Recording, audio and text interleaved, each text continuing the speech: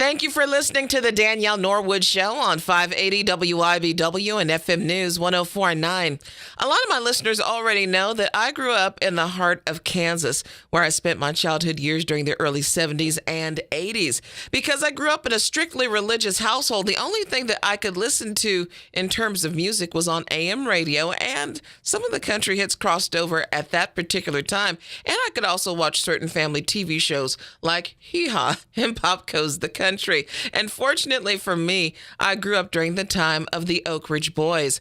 Known for their iconic and multi-platinum selling hit Elvira, along with other chart toppers like Bobby Sue and Thank God for Kids, the Oak Ridge Boys have achieved a decorated career, winning 5 Grammy Awards and multiple CMA, ACM, and Dove Awards for their crossover brand of pop, country, and gospel music that spans multiple generations. And so we're so fortunate that they are bringing a show full of these favorite songs and holiday favorites to the Topeka Performing Arts Center in November. To tell us about the Oak Ridge Boys Shine the Light on Christmas show, we have Richard Sterban, the bass singer for the Oak Ridge Boys. Thank you for being on with us today. Well, Danielle, thank you so much. And I'm looking forward to talking to you and to your fine listeners out there. And I don't know, after that introduction that you just gave right there, I don't know if I can follow that. Well, you certainly can, because you all have been around for so long. How long has the group been together? Well, this combination, this foursome, has been together for about 45 years now. Wow, almost as long as I've been alive. That's amazing. Yeah, William Lee Golden, the guy in our beard, with the long beard, in our... Of course. He was the first one to join. He joined the group in 1965. Dwayne Allen, our lead singer, came 1 year later in 1966. And then I joined in 1972, and then Joe Bonzo followed me 1 year later in 1973. So we've been together since I believe this October, if I'm adding the years correctly, it'll be 45 years. This foursome has been together. That's amazing. And I just learned today that before you started with the Oak Ridge Boys, you sang background vocals for Elvis. Tell us about that. Well, you're right. For about 2 years prior to joining the Oak Ridge Boys, I sang in a group called J.D. Sumner and the Stamps Quartet. Love them. And then for about a year and a half of that time, I sang with Elvis. With J.D. Sumner and the Stamps Quartet. Was Elvis's backup group. So I sang with Elvis, and so I had a chance to sing with the king of rock and roll. Back then, Elvis was the biggest star in the world, and his tour was the biggest tour in the music business. And, to be a part of that was very, very exciting. I have some very fond memories of the times I spent with Elvis, and, I got to know him just a little bit. And now that many years have passed, and I look back on that, I'm so glad that I was able to experience that in my life. Well, and think about it. For those of us who are huge fans of Southern gospel music, J.D. Sumner was the lowest bass singer of his time. So have you taken on that mantle? Well, I don't know about that, but I had J.D.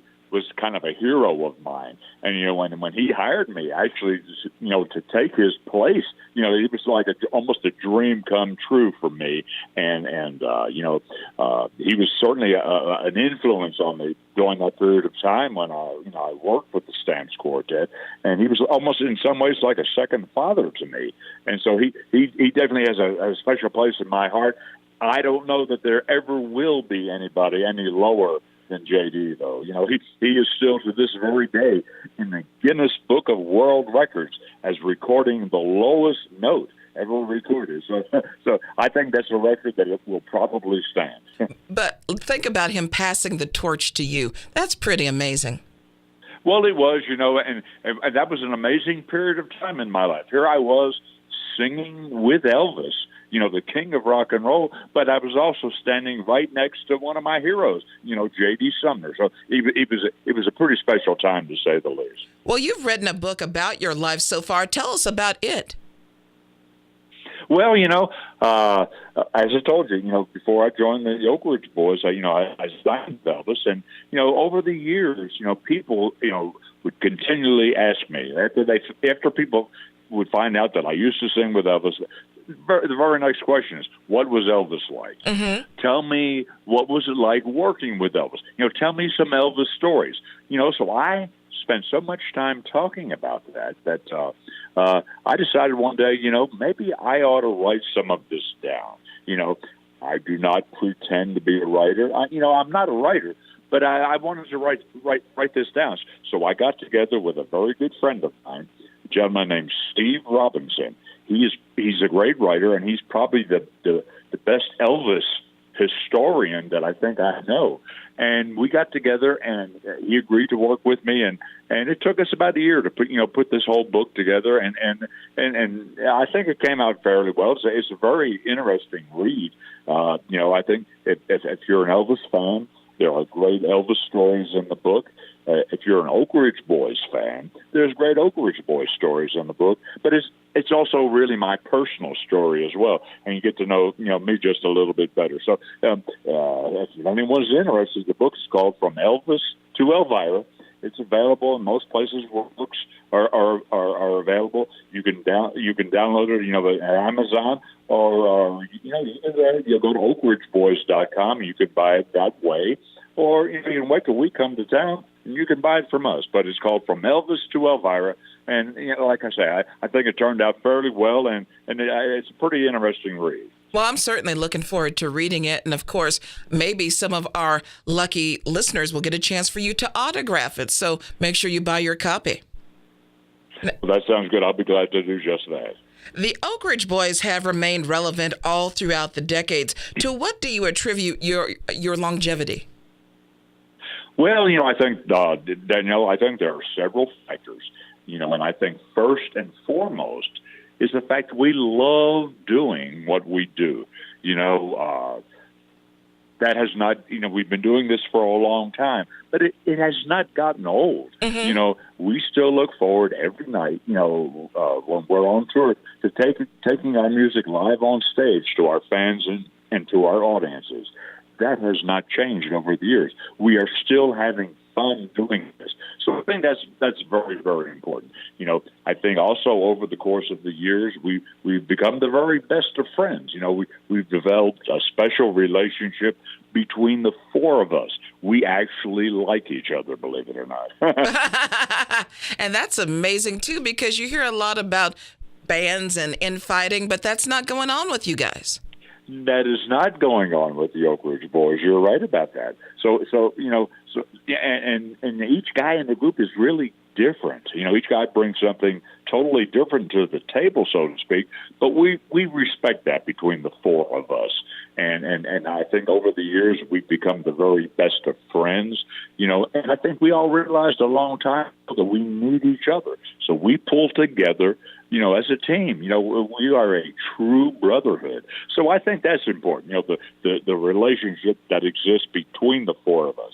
We also have a fascinating history that I think kind of binds us together as well. There's no group, I think, in the music business that goes back any further than we do right now. We go back to the Second World War. Wow. And a lot of great things have happened to us. The history of our group. And then I think in recent years also, we've been able to go into the recording studio and create some new music that I think is relevant to the current marketplace. And I think as a result, we've acquired, a lot of new younger fans as well. And I think that kind of keeps us going. So, there are several factors involved, but I think first and foremost is the fact that we love doing what we do. Speaking of new music, you've got a new release out. Talk about it. Well, yeah, and I think that's probably the best example of what I was talking about just a minute ago, of going into the studio and creating new music.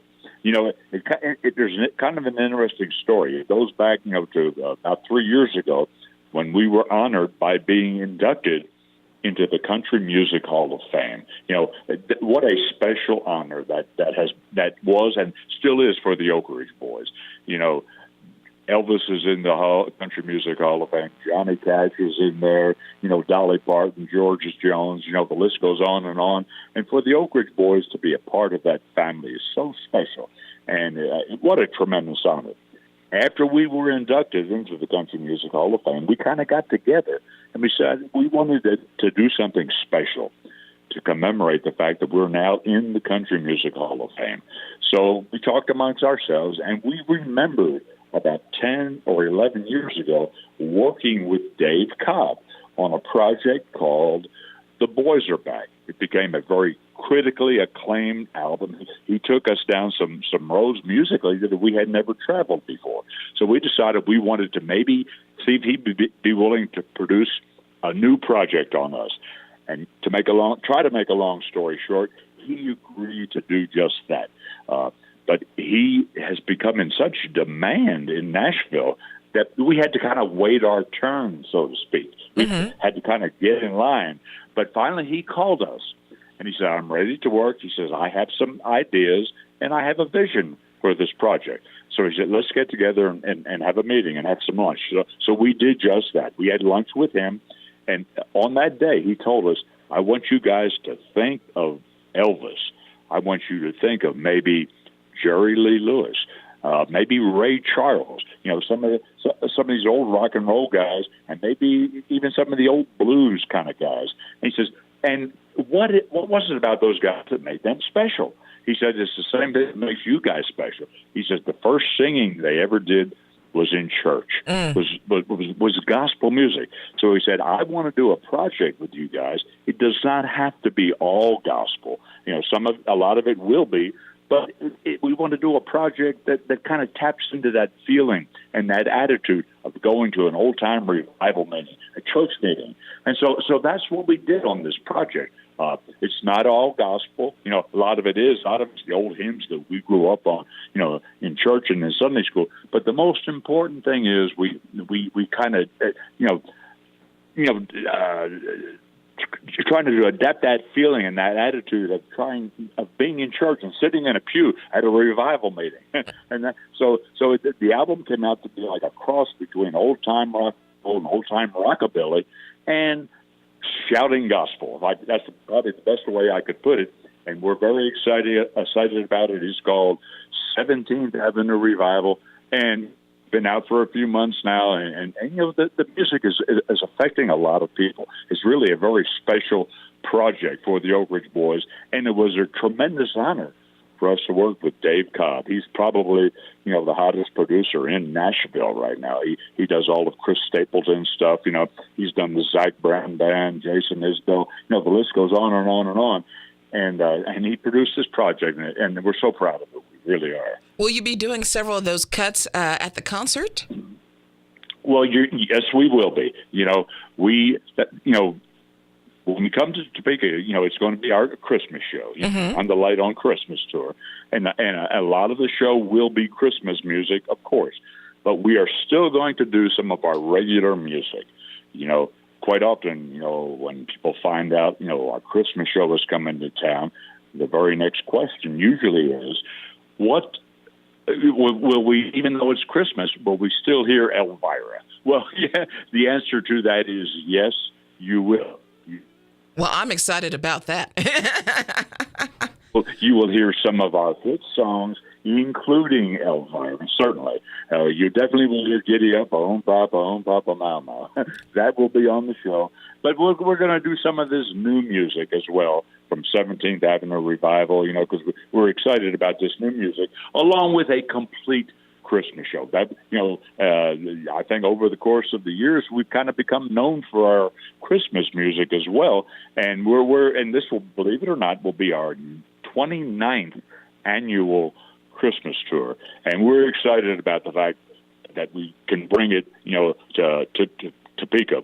I can speak for all the guys and tell you we're looking forward to coming your way with it. Well, we're so excited to have you playing at the Topeka Performing Arts Center. That's going to be on November the 28th at 7:30. And tickets went on sale as of this morning at 8 o'clock. So I would greatly encourage all of my listeners to buy them up as quickly as possible before they're gone, because they're going to be selling like hotcakes. Well, I hope that's the case. The Christmas, the Christmas show really is a great show. It's a great mixture. It's a nice balance of traditional Christmas songs songs that everyone is familiar with, and then we throw in some new stuff, new songs written by some of today's contemporary writers, and it's a great balance. So on our show, you're going to hear, the hits that you expect to hear from the Oak Ridge Boys. You're going to hear some new music from 17th Avenue Revival, and then a complete Christmas show, with a nice mixture of old Christmas music as well as new Christmas music. It's a total family show, and it's a great way around the Christmas season for families, to spend some time together. It really is. Well, that's the Oak Ridge Boys Shine the Light on Christmas. Tickets went on sale this morning, and you can get more information about the show and purchase those tickets online at topekaperformingarts.org. Richard, thank you so much for being on with me.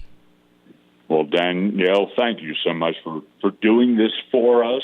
We appreciate it, and I can speak for all the Oak Ridge Boys, and I can tell you we're going to do our best to have a great time when we come to Topeka. We plan to have a great night. So make your plans now, and come on out and spend some time and watch the Oak Ridge Boys Shine the Light on Christmas show. That's Richard Sterban, the bass singer of the legendary Oak Ridge Boys, and I'm Danielle Norwood from The Danielle Norwood Show, weekdays from 1 to 2 on 580 WIBW and FM News 104.9.